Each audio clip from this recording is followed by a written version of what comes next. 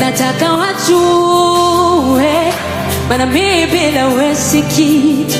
Sasa ni moja kati ya wanainjilisti kutoka ZSCC Kariakoo, kikundi cha Series hapa Zanzibar Kariakoo. Tuko mtaani sasa hivi kama mnavyoona, tunatangazia watu habari njema, kuokoa maisha ya watu, kuponya watu, yani hivyo. Tabibu wa moyo wangu, kipenzi changu, tabibu wa moyo wangu, rafiki yangu, nataka wajue.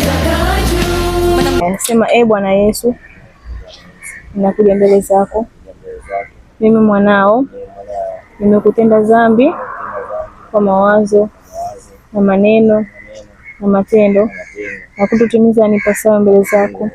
Tunamshukuru Mungu sana kwa sababu ametusaidia, tumeweza kuwafikia vijana wadogo, vijana wakati, vijana wakubwa, wazee, kwa mama, wote tumeweza kuwafikia. Kwa tunamshukuru Mungu sana kwamba watu walikuwa wanazipokea zile habari kwa furaha sana, na watu wengi sana walikuwa yani wanazipokea, tunapokuwa peperushi wanajisikia vizuri sana, wanajisikia amani sana. Kwa ni moja ya kazi kubwa ambazo Yesu anazipenda, na wale watu Mungu anawahitaji sana. Kwa wale watu wengine hatupo nao, wengine wameenda kwenye majukumu yao, lakini wamefurahi sana kuzisikia habari za Yesu.